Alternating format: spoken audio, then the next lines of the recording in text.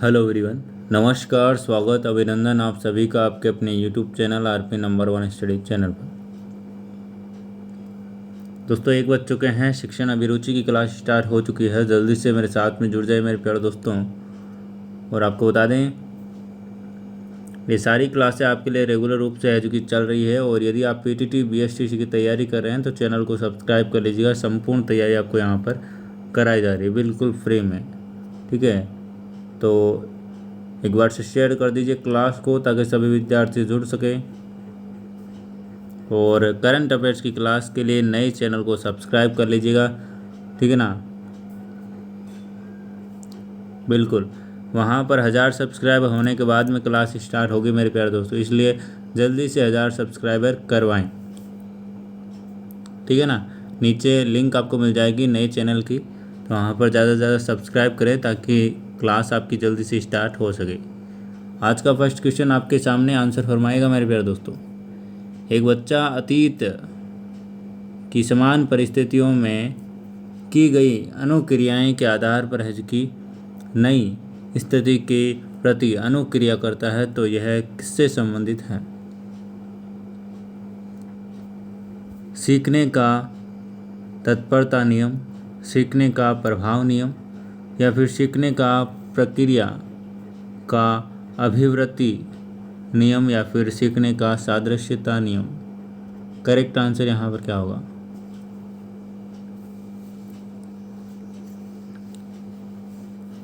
Correct answer की बात करें मेरे प्यारे दोस्तों, ऑप्शन नंबर बी बिल्कुल करेक्ट आंसर हो जाएगा। ऑप्शन नंबर बी बिल्कुल करेक्ट आंसर हो जाएगा।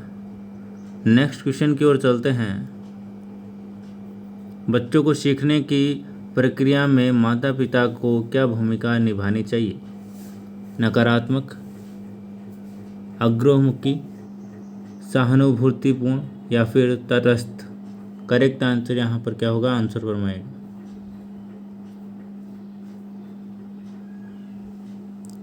करेक्ट आंसर यहाँ पर क्या हो जाएगा? आंसर फरमाइएगा। जिन्होंने भी ऑप्शन नंबर बी दिया है, ऑप्शन नंबर बी दिया है, बिल्कुल करेक्ट आंसर हो जाएगा आपका, ठीक है ना। अग्रोन्मुखी बिल्कुल करेक्ट आंसर आपका यहाँ पर हो जाने वाला है। चलिए नेक्स्ट क्वेश्चन की ओर चलते हैं। नेक्स्ट क्वेश्चन आपके सामने, बच्चों के संख्यानात्मक विकास को सबसे अच्छे तरीके से कहाँ परिभाषित किया जा सकता है? बताइएगा। ऑडिटोरियम में, विद्यालय एवं कक्षा में, गृह में, या फिर खेल के मैदान में। करेक्ट आंसर यहाँ पर क्या होगा? आंसर फरमाइएगा।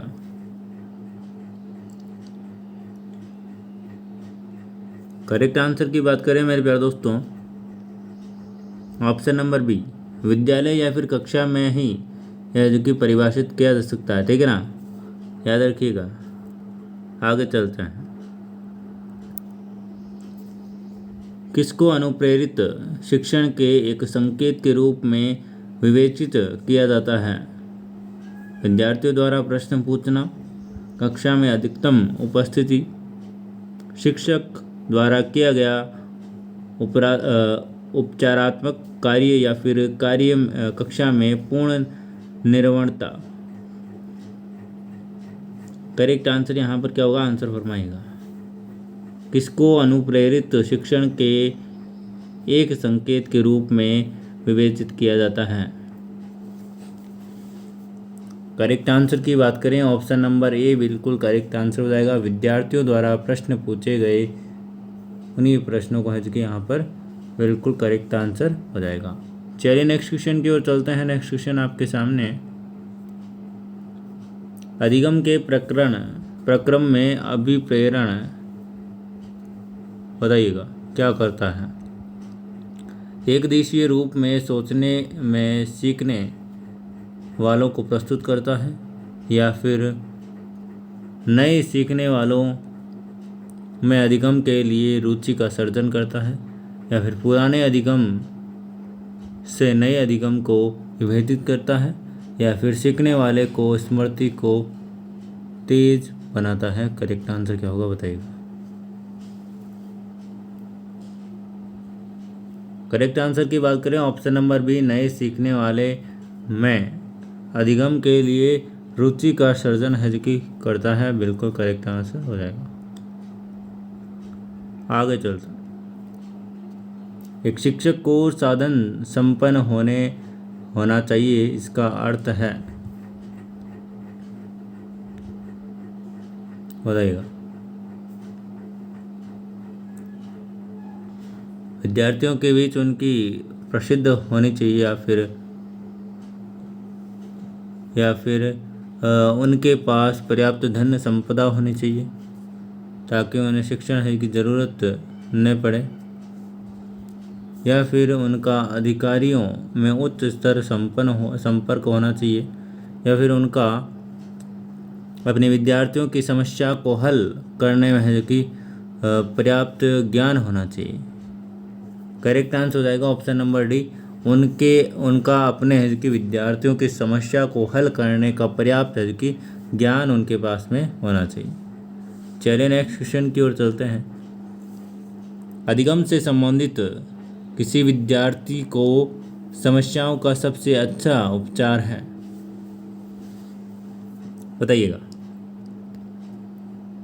करेक्ट आंसर की बात करें, ऑप्शन नंबर बी आपका बिल्कुल करेक्ट आंसर हो जाएगा। निदानात्मक शिक्षण बिल्कुल करेक्ट आंसर हो जाएगा। आगे चलें अगले क्वेश्चन की ओर।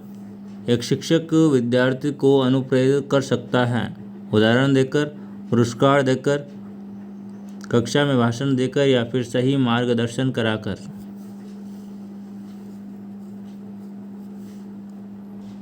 करेक्ट आंसर क्या होगा, आंसर फरमाइएगा। बहुत ही बढ़िया, बहुत ही शानदार मेरे प्यारे दोस्तों। करेक्ट आंसर की बात करें, ऑप्शन नंबर बी आपका बिल्कुल करेक्ट आंसर हो जाएगा।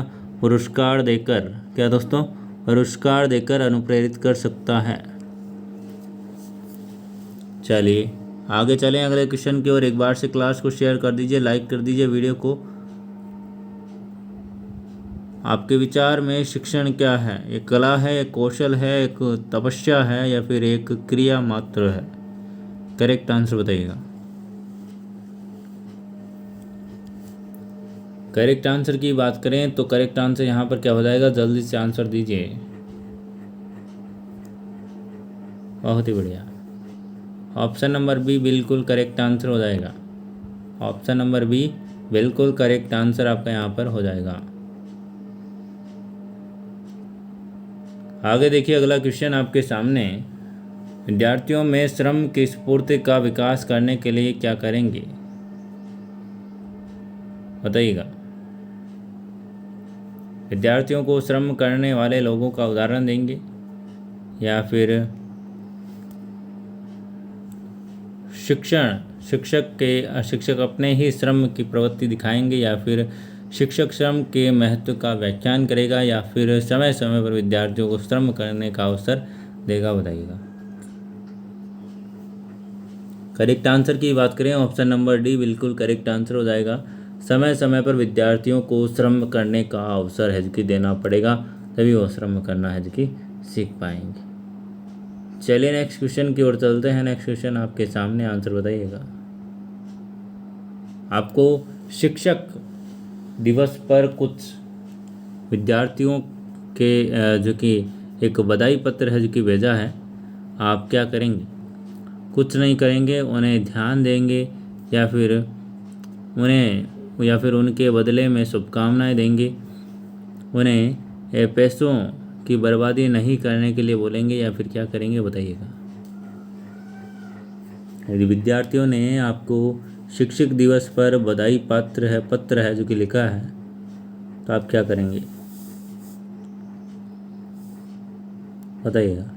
बिल्कुल ऑप्शन नंबर बी जिन्होंने बताया बिल्कुल करेक्ट आंसर है। उन्हें ध्यान देंगे और उनका है कि उसके बाद में है कि उन्हें बदले में शुभकामनाएं भी दे सकते हैं, ठीक है ना। चलिए आगे चलते हैं अगले क्वेश्चन की ओर। आप किसी कक्षा में पाठ पढ़ाते हैं और एक विद्यार्थी विषय से असंबद्ध एक प्रश्न है कि पूछता है, तो आप क्या करेंगे?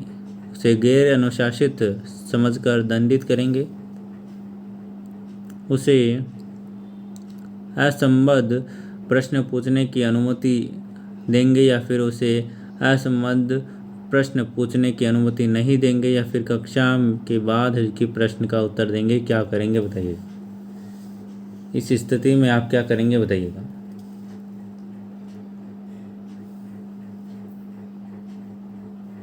बहुत ही बढ़िया।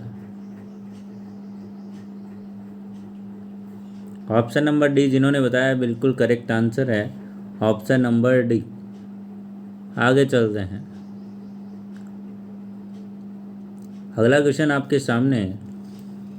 जिस प्रक्रिया में व्यक्ति दूसरों के व्यवहार को देखकर सीखता है, न कि प्रत्यक्ष अनुभव के को कहा जाता है। प्रायोगिक अधिगम, सामाजिक अधिगम, अनुबंधन या फिर आकस्मिक अधिगम। करेक्ट आंसर बताइएगा। दूसरों के व्यवहार को देखकर सीखता है, बताइएगा। करेक्ट आंसर यहाँ पर क्या हो जाएगा। तो सीधा दिख रहा है आपको, ऑप्शन नंबर बी बिल्कुल करेक्ट आंसर हो जाएगा। सामाजिक अधिगम बिल्कुल करेक्ट आंसर हो जाएगा। आगे चलते हैं। निम्न में से कौन सा कथन व्यक्ति की मानसिक स्वास्थ्य को उत्तम रूप से प्रदर्शित अधोरेखित करता है। मानसिक विकारों का न होना, पूर्ण अभिव्यक्ति, संगतिकरण और सामान्य लक्ष्य की ओर निर्देशन, व्यक्तित्व के विकारों की मुक्ति या फिर इनमें से कोई नहीं। करेक्ट आंसर बताइएगा।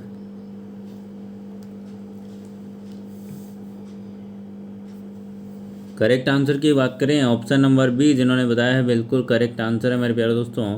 ऑप्शन नंबर बी जिन्होंने बताया है बिल्कुल करेक्ट आंसर है। आगे चलते हैं अगले क्वेश्चन की ओर। शिक्षा का अधिकार अधिनियम 2009 में एक अध्यापक को निम्न में से किस दायित्व को पूरा करना चाहिए। संपूर्ण पाठ्यक्रम को निर्धारित समय पर पूरा करना चाहिए, या फिर विद्यालय में नियमित रूप से समय पर उपस्थित होना चाहिए, या फिर पाठ्यक्रम का संचालन कर पूरा करना चाहिए, या फिर इनमें से सभी। करेक्ट आंसर बताइएगा।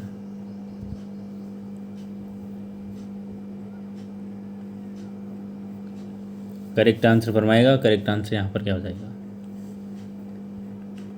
बहुत ही बढ़िया। करेक्ट आंसर यहाँ पर क्या हो जाएगा बताइएगा। करेक्ट आंसर की बात करें, ऑप्शन नंबर डी बिल्कुल करेक्ट आंसर हो जाएगा। सारे के सारे यहाँ पर बिल्कुल सही हैं। चलिए आगे चलते हैं अगले क्वेश्चन की ओर।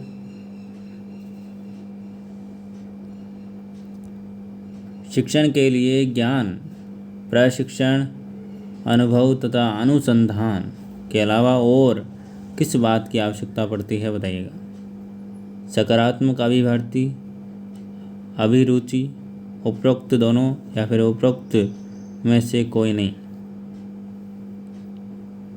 बताइए।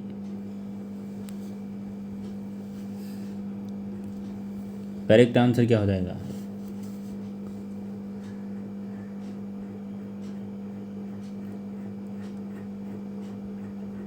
बहुत ही बढ़िया। ऑप्शन नंबर सी बिल्कुल करेक्ट आंसर हो जाएगा। उपरोक्त दोनों बिल्कुल करेक्ट आंसर हो जाएंगे। आगे चलिए। स्कूलों में नैतिक शिक्षा दिए जाने के संबंध में आपका क्या विचार है बताइएगा। नैतिक शिक्षा के बारे में आपका क्या विचार है बताइएगा। इस प्रकार की शिक्षा को अध्यापक को अपने व्यवहार द्वारा देनी चाहिए। स्कूल में नैतिक शिक्षा अवश्य ही देनी चाहिए।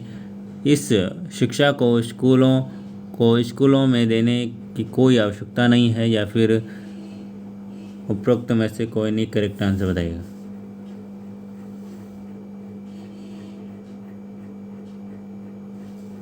बहुत ही बढ़िया। करेक्ट आंसर की बात करें, ऑप्शन नंबर बी, स्कूलों में नैतिक शिक्षा अवश्य दी जानी चाहिए दोस्तों, ना, अवश्य दी जानी चाहिए। आगे चलते हैं। यदि शिक्षक यह कहे कि मैं जो कुछ करता हूँ उस पर ध्यान न दो, अपितु मैं जो कहता हूँ उसका हद के अनुसरण करो, तो आप बताइएगा।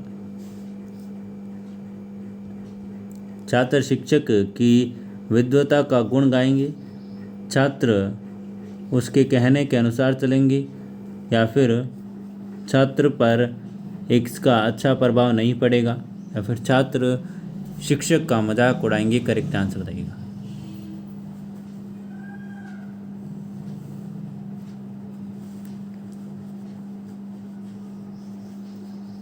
बहुत ही बढ़िया।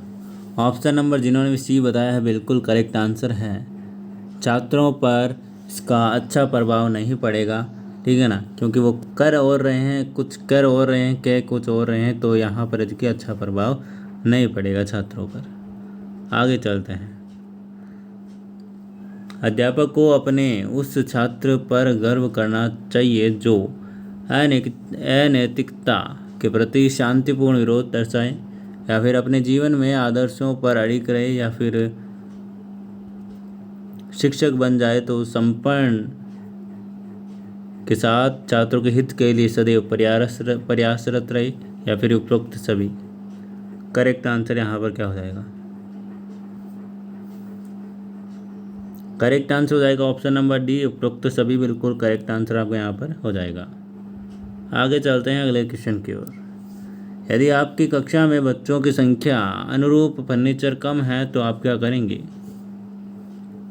कुछ छात्रों से खड़े होकर पढ़ने के लिए कहेंगे, प्रधानाचार्य से इसके प्रबंध करने के लिए कहेंगे, या फिर छात्रों को कम फर्नीचर पर ही समायोजित करने का प्रयास करेंगे, या फिर उपरोक्त सभी। करेक्ट आंसर क्या होगा?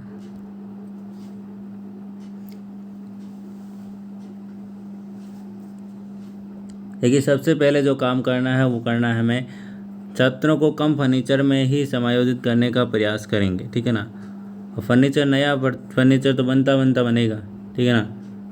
तो ये आपका बिल्कुल करेक्ट आंसर हो जाएगा option number C.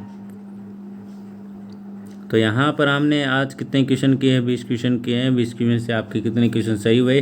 Correct answer आप बताइएगा जल्दी से, आंसर ईमानदारी से, ठीक है ना, बिल्कुल। और नए चैनल को भी आप सब्सक्राइब कीजिए, ज़्यादा से ज़्यादा शेयर कीजिए, ताकि आपकी क्लास है जो जल्दी से स्टार्ट की जा सके, ठीक है ना। और बिल्कुल फ्री आपके लिए क्लासें हैं, और हिंदी की 6 बजे क्लास होती है, और जीके की आपकी रात 8 बजे क्लास होती है। और ये क्लास से आप यदि रेगुलर रूप से देख रहे हैं तो समझ लीजिए आप बिल्कुल अच्छी तैयारी पर पहुंच रहे हैं। दोस्तों धन्यवाद, मिलते हैं नेक्स्ट क्लास में, तब तक के लिए बाय बाय, जय हिंद, जय भारत, धन्यवाद।